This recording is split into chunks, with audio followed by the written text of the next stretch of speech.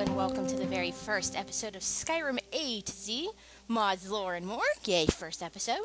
If you're watching this, thank you for taking time out of your day to listen to my geeky ramblings. I am Inquisitor Aura, and I will be your guide through the lore-rich world of Nirn. Please feel free to check out the video description for links to my sites, the blog, Twitch, Facebook, Twitter, social media things. In this video series, I'm going to be taking a different approach to the standard Let's Play and mod spotlight styles of videos. It's not that I don't love those, because I do, but this is hopefully slightly more intuitive setup, which will give you a bit of lore, showcase a sexy mod from either the Nexus or Steam Workshop, and show you related quests or quest lines in Skyrim, all about one specific subject on Nirn. And this week, we're starting off with perhaps one of the least known races in Tamriel, the mysterious, the awesome Argonians. As you can see here, I'm going through the character creation for the Argonians, just so you have an idea of what they look like and what options you have available to you if you decide you want to make one. Now, the Argonians call themselves the Sesleal, or people in the root, in their native tongue of Gel. It is believed that Argonians lived on Tamriel alongside the Khajiit long before the arrival of Men in Myr, and they live in the province of Blackmarsh. Blackmarsh is to the south of Morrowind and to the east of Cyrodiil. And very little is actually known about Blackmarsh or the Argonians, as most expeditions that actually get into Blackmarsh never come back out. It was never completely conquered, not even by Tiber Septim, who determined that it was pretty much suicidal to go in there and try to conquer a land that didn't want to be conquered. The most any humanoid species of Tamriel outside of the Argonians have actually seen of Blackmarsh is the borderlands and coastal regions, and it's all that they've ever controlled.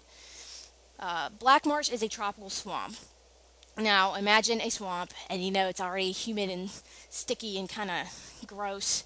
It's like, now, take that and drop it in the middle of the Amazon rainforest, and that's pretty much what you get when you're dealing with Blackmarsh. So it's not a very nice place. It's stagnant water and oppressive humidity and dark and poisonous plants and predators in the trees, in the water, on the surface. Generally not a very nice place to hang out. But that makes the Argonians, who were of course born there, very resilient. The Argonians also share their home with a race of sentient trees known as the Hist. Now, the Hist and the Argonians are codependent on each other. The Hist need the Argonians to protect them from outside incursion, and the Argonians rely on the Hist to mold them as humanoids. Now, Argonians are hatched, not born, and they seem to have a longer than average lifespan. When at the end of their juvenile years, they are fed Hist sap in a ceremony typically held on their naming day, which stimulates their growth. It's important to recognize that gender, it is believed, is not determined until the hatchling has partaken of the Hist sap at this point, and that, in fact, gender for Argonians may very much be fluid, as some Argonians have been cited to say that it is just another life stage for them, though there is no confirmation for any of this. And like the Khajiit, their appearance actually varies between near human, almost elfish looking, to entirely reptilian and amphibians like crocs and frogs and stuff of that nature. They are a very tribal people, and there are a few known tribes of Argonians, and each one of those tribes, of course, is going to have their own customs and appearances. They come in all sorts of colors, bright reds and oranges, to muted greens and dark grays and blacks. They have horns and feathers, and their scale patterns will vary. Some are more snake-like, some are more croc-like.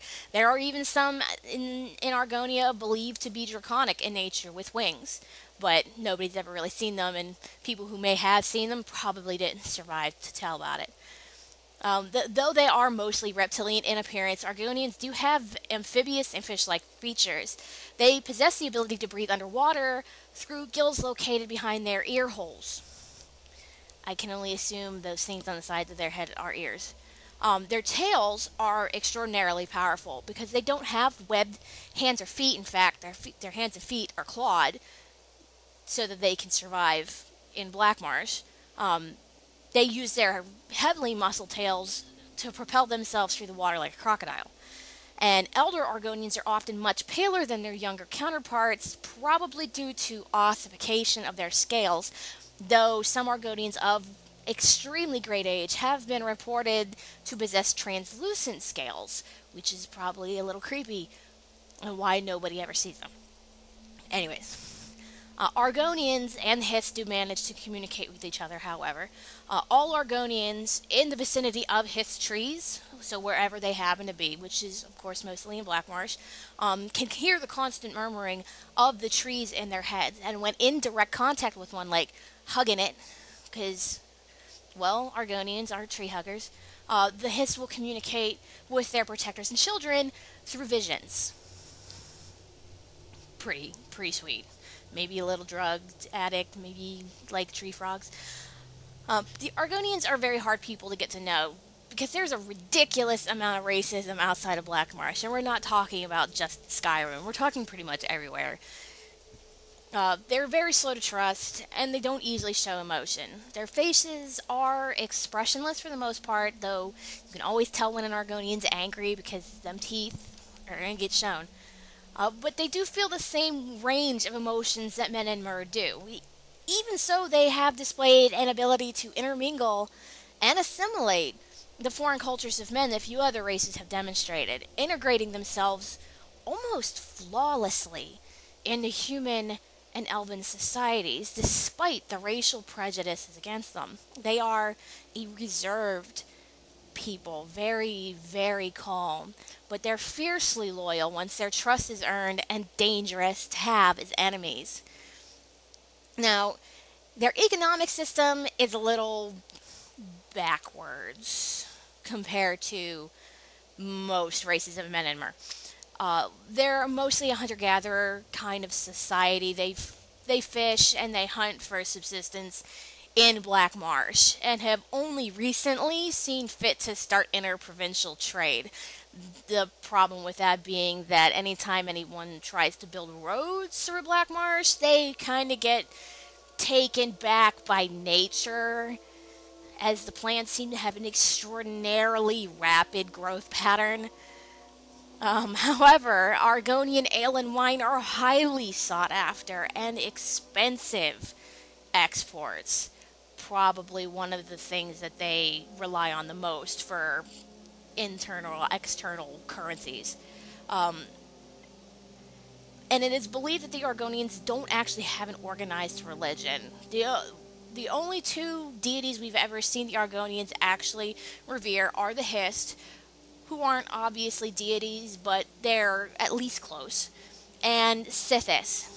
They have such a deep belief in Sithis that any Argonian hatched under the sign of the Shadow is given to the Dark Brotherhood at birth to be trained as an assassin.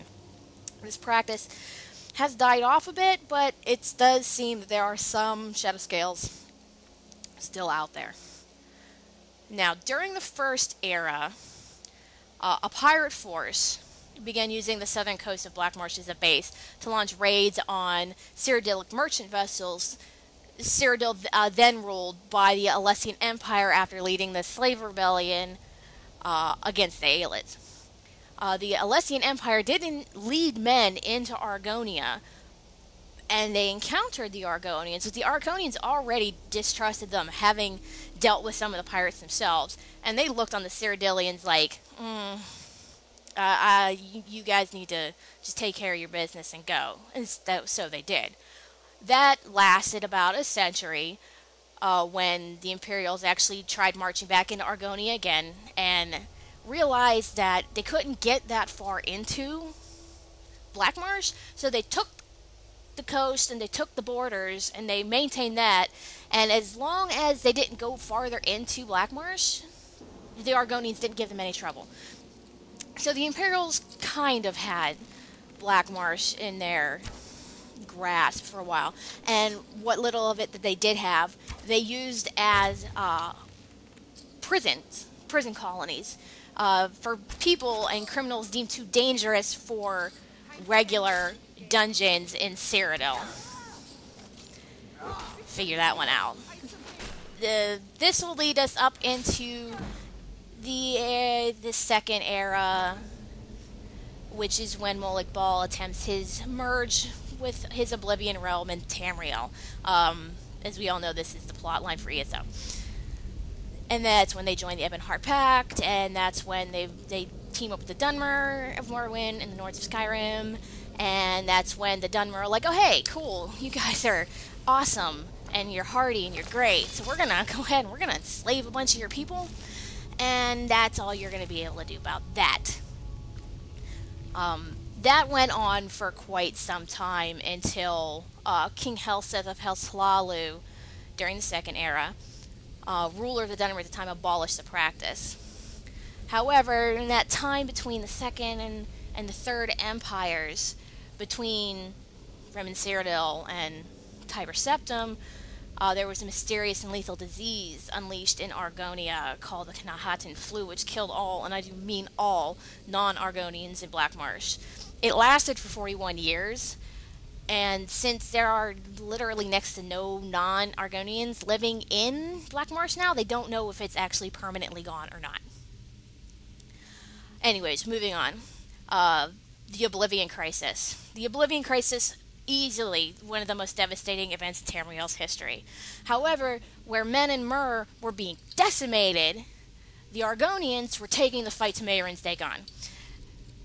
The Hist called the Argonians back to Blackmarsh, and when the Oblivion Gates in Blackmarsh actually opened, they went in, and they took the fight to the Daedra commanders who were threatening their home, to the point where the Daedra commanders had to close the gates to prevent the Argonians from getting in because they didn't want them to have an inside advantage. As such, the Argonians came out much stronger from the Oblivion Crisis than the rest of the races, and that's when they took it and gave it back to the Dunmer, conquering most of southern Morrowind before they were finally stopped by House Redoran and pushed back into Argonia. The end of the Oblivion Crisis brought, of course, the end of the Third Era, and in the Fourth Era, the Argonians were mostly quiet. After the explosion of the Red Mountain, Blackmarsh officially seceded from the Empire. They did make a small incursion into Solstheim during the middle of the 2nd century, but ultimately were repelled. And that leads us to the Argonians today. Blackmarsh is still a mystery, as are her people, as all eyes turn to Skyrim. And that, my friends, is a lot of lore, but as you can see, the lore of the world is just as important to the current events taking place in Tamriel. And now that we know all about the Argonians and their influence on Tamriel, let's take a look at the mod and the quest I chose for this chapter of Tamriel's history. Darkwater Den, an Argonian home by Eleonora, and extracting an Argonian, which you will need to get the key to the house, which is ultimately why I chose it, because they go hand in hand. Now there's a link to the mod in the description of this video, and I highly recommend you check it out. It's important to note that this home isn't just for Argonians. Anyone can claim this peaceful little piece of Skyrim real estate, but it most definitely is Argonian themed. I chose this home mod for several reasons. One, I love housing mods, and I love having houses all over Skyrim. But ultimately, I love Eleonora's work, and she has made this home perfect for any Argonian who may be a little homesick for the sweltering heat and mugginess and gigantic mosquitoes of Blackmarsh. Because, let's face it, Skyrim is beautiful, but it is pretty much the antithesis to Blackmarsh. Cold, windswept, and mountainous compared to Blackmarsh's deep jungles and sodden ground. To get the key to this house, you will need to go to Darkwater Crossing, which we will go to now. Darkwater Crossing is down here. Obviously, I have found all of these places already to make it easier. You're going to go to Darkwater Crossing, and you're going to talk to Sondis Dremen, a Dunmer miner. He's usually found over here by the fire. This guy. This is the guy you're going to talk to. Coaxing the ore from the rock. Now he's gonna tell you that You're looking for work? he has a friend named Dirkethis who has gone missing. He went exploring the pools of dark water and hasn't been seen for several days.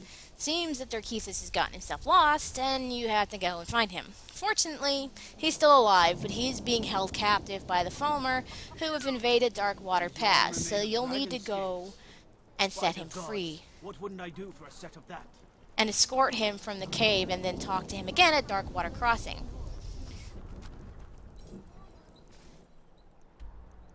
This is Darkwater Pass, right here. Now I can fast travel to it so you can see what you're looking for. Versus button in the way. This is Darkwater Pass, right here. You open the door. Want to take a look around. Up here to this rock. You're actually looking for a pool of water that's being fed by gigantic waterfalls, which incidentally is just up the river from where your house is. Your house being right down there, basically right next to that bridge. So you're going to need to go in here. You're going to need to find Argithis, and you're going to need to follow him out. Now, occasionally this quest does bug out, so if you have the unofficial Skyrim patch from Nexus Mod Manager, I would suggest you have it enabled, because that will fix whatever problem you have. So you're going to get him out of here, and once he gets here, he's going to run off that direction back to Darkwater Crossing. You're going to go back to Darkwater Crossing. You just fast travel, and he'll meet you there. And you're going to talk to him again. Well, you can talk to him or you can pick his pocket. Either way, it'll suffice. You talk to him again and make him your follower. He really is not actually all that good, so I would not suggest keeping him as your follower. But if you want. He always has that pickaxe in his offhand, though. And you're going to ask to trade some items with him. On his person is a note. Note to Dirkethis. And it says, Dirkethis, stop pestering me about your payment. You know very well I get my money once this excavation into your point is done. Well, obviously, you know he doesn't have the key, so that means you're going to have to go up to Sheerpoint. Sheerpoint is over here.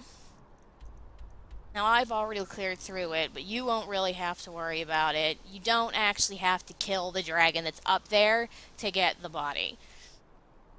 Just gonna go over here, and I will show you where Kalma is found. She's the one who has the key. She also has a journal that you can read. It's mostly just the little lore-friendly fluff stuff.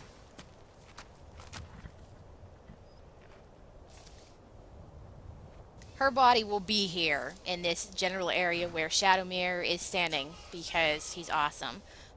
And you can loot the key right off of her body. It's going to be called the Den Key.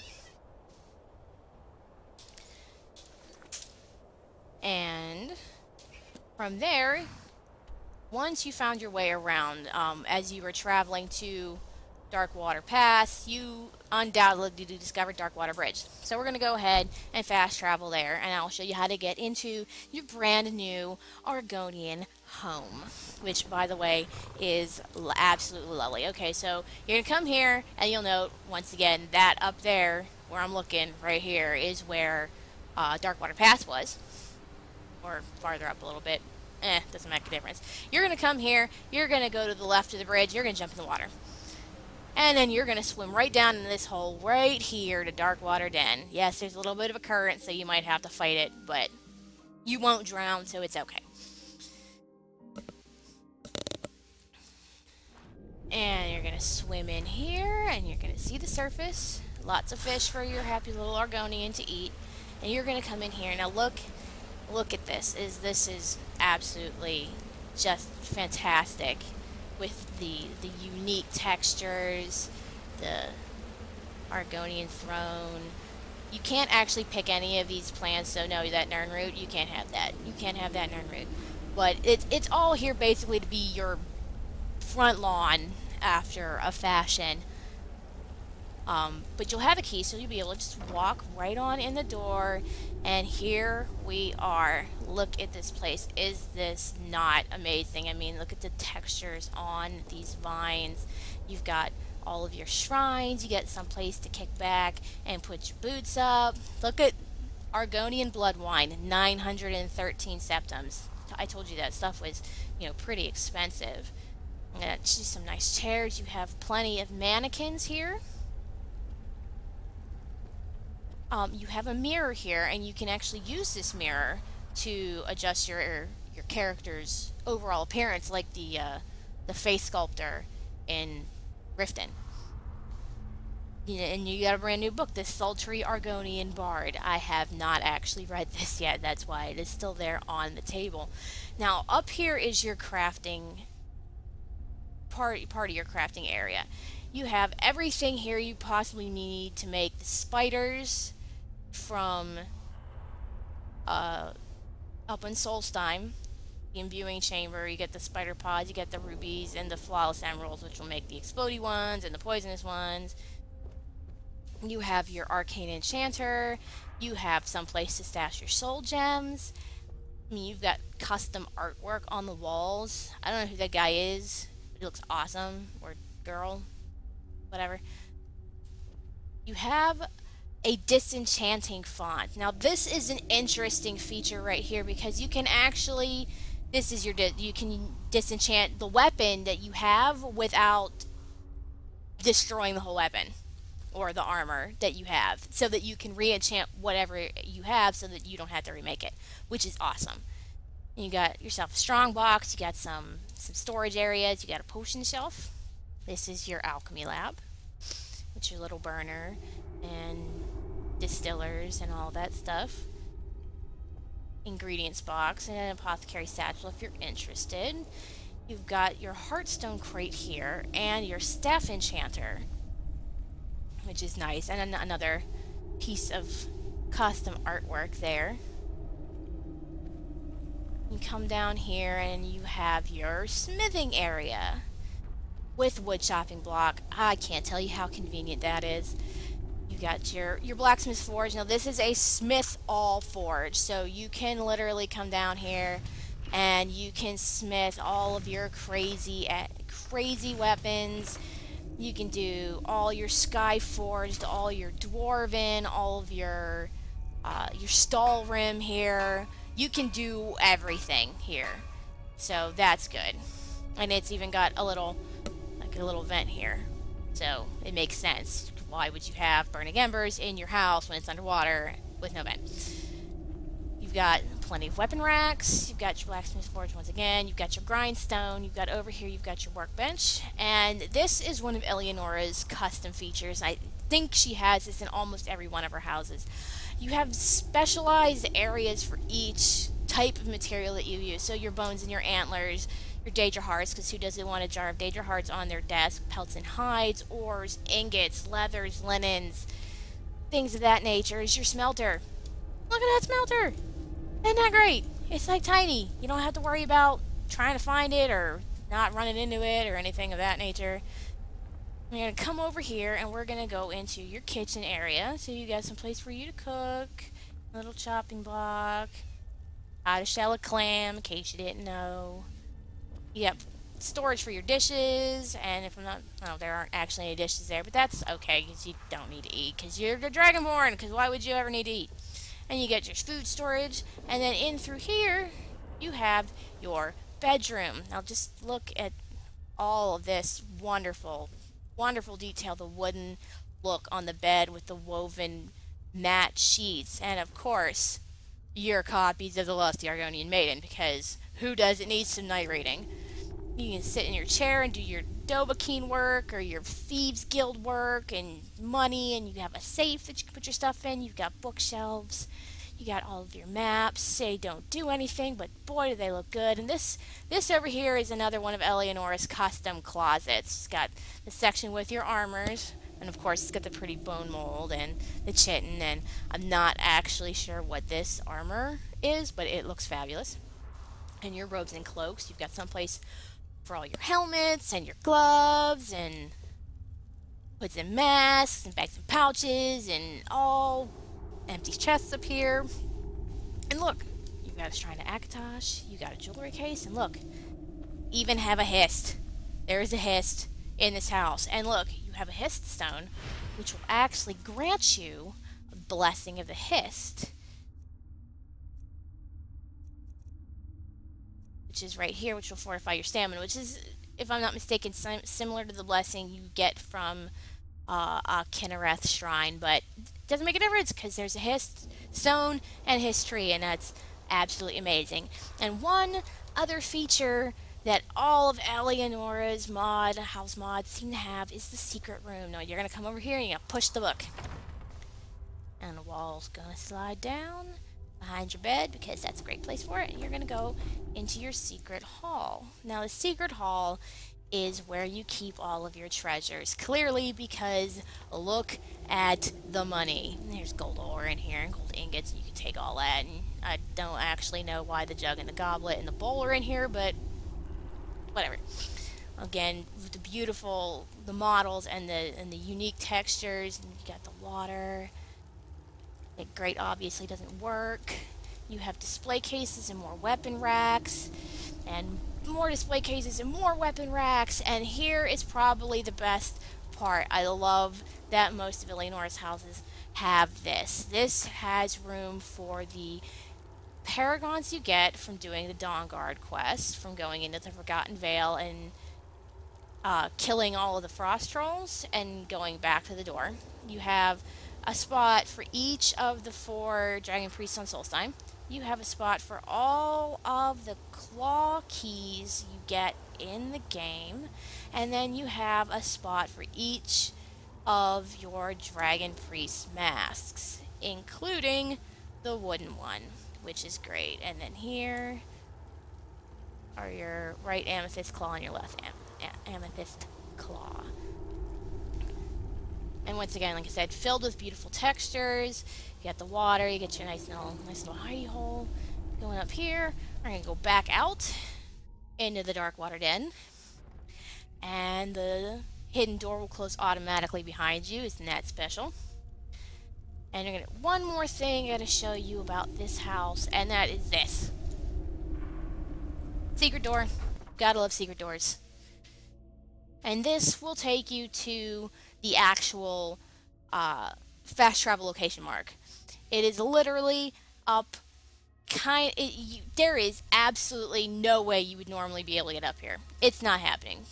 And it's hidden behind a tree. So there's your opening to the Darkwater Den. There's a tree, and you're literally like up on a cliff all the way up here. Look, isn't that just some kind of view right there?